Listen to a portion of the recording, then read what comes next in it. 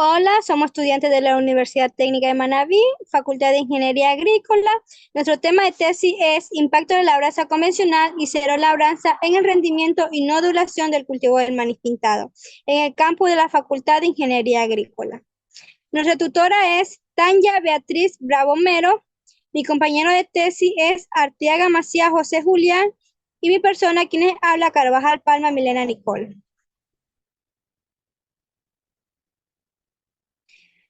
Tenemos como objetivo general evaluar el impacto de la labranza convencional y cero labranza en el rendimiento y nodulación del cultivo de maíz pintado en el campo de la Facultad de Ingeniería Agrícola.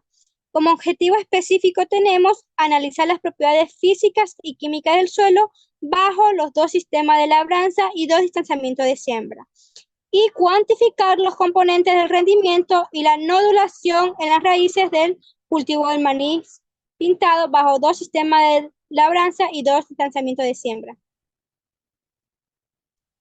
Introducción.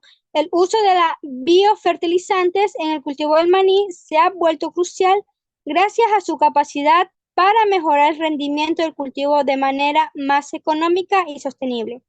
Además de aportar beneficios ambientales, este cultivo es esencial en la dieta de muchas personas y es una fuente destacada de aceite de alta calidad y nutrientes. Como metodología, nosotros realizamos esta investigación en el campo de la Facultad de Ingeniería Agrícola de la Universidad Técnica de Manabí, que está ubicado en la ciudad de Puerto Viejo, provincia de Manabí, Ecuador. El clima de esta zona es tropical seco y es una temperatura promedio anual de 25 centígrados. Como diseño experimental, nosotros vamos a evaluar dos factores. El primer factor consiste en la labranza cero y labranza convencional. Y en el factor 2 consiste en el distanciamiento de siembra 1 y distanciamiento de siembra 2. Para este trabajo, nosotros realizamos 4 tratamientos. El primer tratamiento consiste en la labranza cero y distanciamiento de siembra 1. Tratamiento 2, labranza cero y distanciamiento de siembra 2. Tratamiento 3, labranza convencional y distanciamiento de siembra 1. Y por último, tratamiento, labranza convencional y distanciamiento de siembra 2. Se realizó un diseño experimental de bloques completamente al azar con 4 tratamientos y cada tratamiento tiene 3 repeticiones, con un total de 12 parcelas de 20 por 3 metros. Cada área de parcela tiene 120 metros al cuadrado y una distancia entre parcela de 3 metros. Preparación del área del estudio. En las parcelas de la labranza convencional se empleó lo que es la fresadora para eliminar la maleza y luego se usó el romplón para arar el terreno. Por otro lado, nosotros en la labranza cero lo hicimos de manera tradicional, que es utilizando el machete para eliminar lo que son las malezas. Y además, las parcelas fueron delimitadas utilizando cintas métricas y el GPS RTK.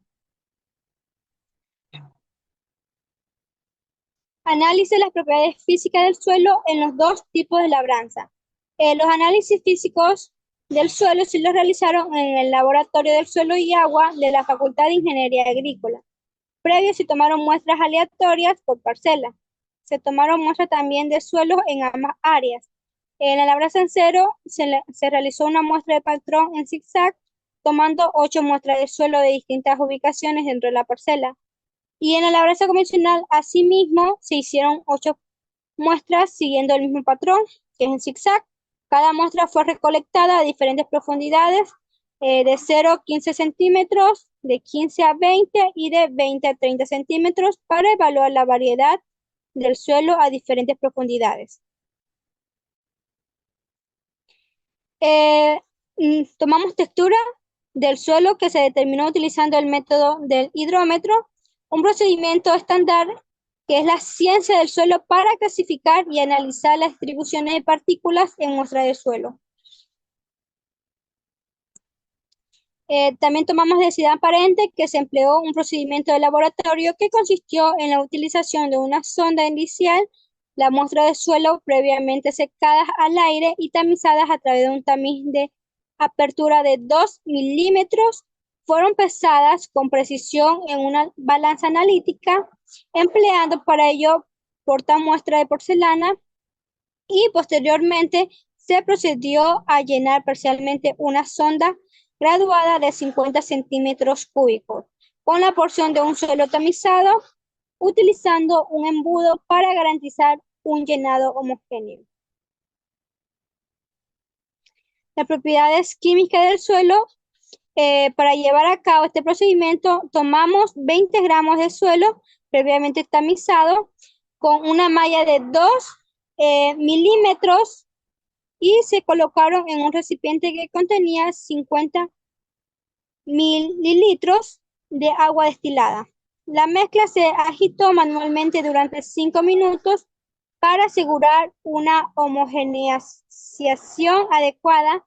Posteriormente se realizó el contenido en un embudo que estaba preparado con una doble capa de papel filtro utilizando una matraz Erlenmenger para recolectar el líquido que se filtraba.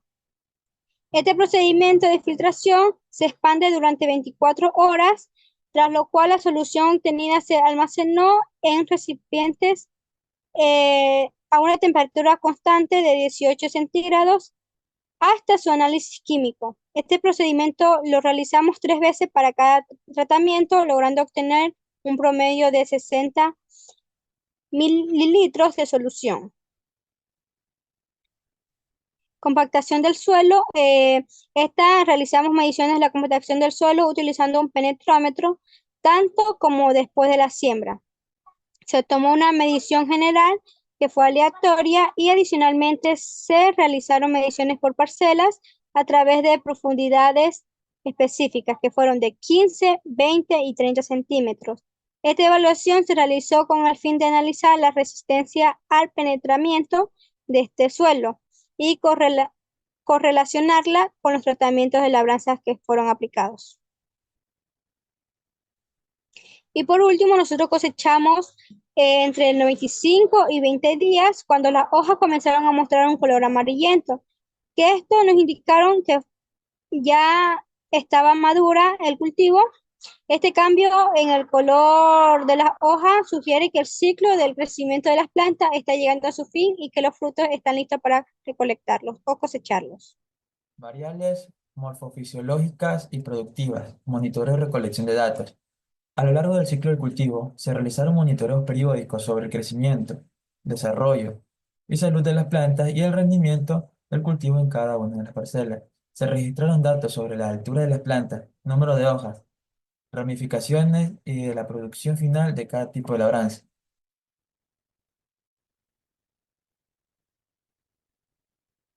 Contenido relativo de la clorofila. Para medir el contenido relativo de la clorofila, se utilizó el sensor SPAT, que es una herramienta comúnmente utilizada para obtener una estimación del contenido de clorofila en las hojas de las plantas, en este caso las del maní. Se seleccionaron hojas maduras de tamaño intermedio, que que no presenten daños variables, o enfermedades o estrés, así como las quemaduras del sol o infecciones de plagas. Valoración de las características y de la nodulación de las raíces en el cultivo de maní, sembrado con dos tipos de labranza. Se procedió a extraer las plantas del suelo utilizando una pala cuadrada, asegurando que se obtenga un volumen estándar de suelo alrededor de las raíces. Posteriormente, las raíces fueron cuidadosamente lavadas para eliminar el exceso de tierra y se procedió a recolectar los nódulos para los análisis correspondientes. Determinación Determinación los componentes del rendimiento del maní sembrado bajo labranza cero, labranza convencional y densidades de siembra. Para llevar a cabo las siguientes actividades, se dejaron secar al aire un total de 60 plantas, 30 correspondientes al tratamiento de labranza convencional y 30 al tratamiento de labranza cero. El procedimiento realizado fue el siguiente. Para el peso de las plantas, se pesó la planta completamente seca para evaluar su desarrollo. Número de vainas. Se contabilizó la cantidad de vainas producidas por cada planta. Peso de las vainas. Una vez separadas las vainas de las plantas, se procedió a pesarlas utilizando una balanza digital. Número de granos. Se contó la cantidad de granos presentes en la vaina. Peso de los granos. Se abrió cada vaina del maní para extraer los granos, los cuales fueron posteriormente pesados. Resultados. Aquí tenemos una tabla sobre los resultados de los análisis estadísticos de varianza de las propiedades edafológicas.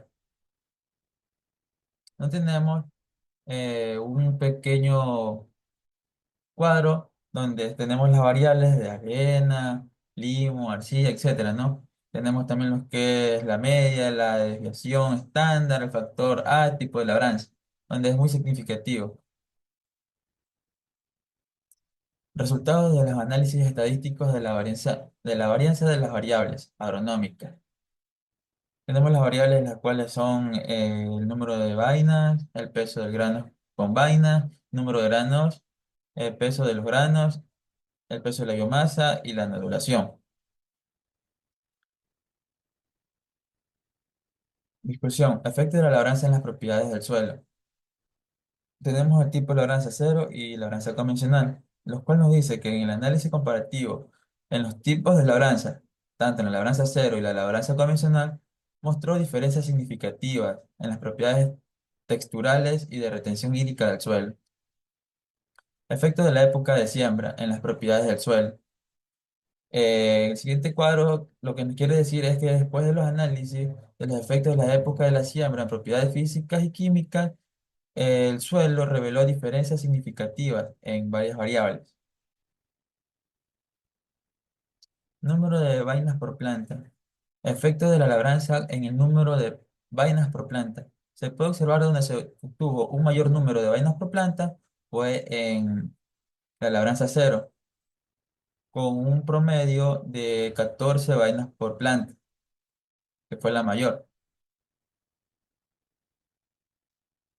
Eh, Efectos de la densidad en el número de vainas por planta. En el cuadro se puede observar donde se obtuvo el mayor número de vainas por planta fue en el factor B, que fue la densidad dada por el docente tutor de test. Peso del grano por planta. Efecto de la labranza en el peso del grano con la vaina por planta. En el gráfico se observa que el grano con la vaina por planta, o sea, donde fue superior, fue en la labranza cero, con un peso estimado de casi 19 gramos. Efecto de la densidad en el peso del grano con la vaina por planta. En la presente gráfica se observa que donde se obtuvo el mayor peso del grano con la vaina por planta, con el factor B2, que fue un distanciamiento por planta dada por el docente tutor. Efecto de la labranza en números de vainas por planta. Acá podemos observar en el gráfico que el número de vainas por planta fue superior, fue en la labranza cero, con un peso de 25 gramos por planta. Efecto de la densidad en el suelo de vainas por planta. Se puede observar en el gráfico que el número de vainas por planta que fue mayor fue en el factor B2,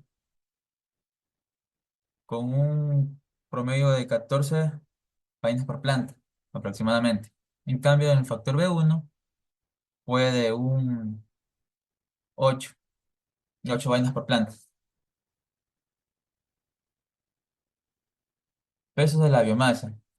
El efecto de la labranza en el peso de la biomasa por planta. Aquí nos dice que el peso donde fue mayor en el de la biomasa por planta fue en la labranza convencional, con casi 78-79 gramos por planta. Efectos de la densidad de siembra en el peso de la biomasa por planta. En el gráfico se observa que el mayor peso de la biomasa por planta fue en el factor B2, con 79. casi 79 gramos por planta. Efecto de la labranza en el peso de los nódulos por planta. Donde se obtuvo mayor peso en los nódulos por planta, fue en la labranza cero, con un estimado de casi 1,18 gramos por planta. Efecto de la densidad en el peso de los nódulos por planta. En el gráfico se observa claramente que fue mayor en el factor B2, con casi 1,20 gramos por planta. Conclusión. Los análisis realizados ayudaron a entender cómo las prácticas de labranza cero y labranza convencional afectan al suelo, considerando aspectos como su textura, densidad y pH. Estos factores son claves para saber cómo el suelo retiene agua, aporta nutrientes y mantiene su estructura. Al estudiar el suelo en diferentes profundidades y con técnicas precisas, se evidenció que cada tipo de manejo tiene un impacto diferente, lo que resalta la importancia de elegir bien las prácticas agrícolas para mejorar el crecimiento y el rendimiento del maní pintado.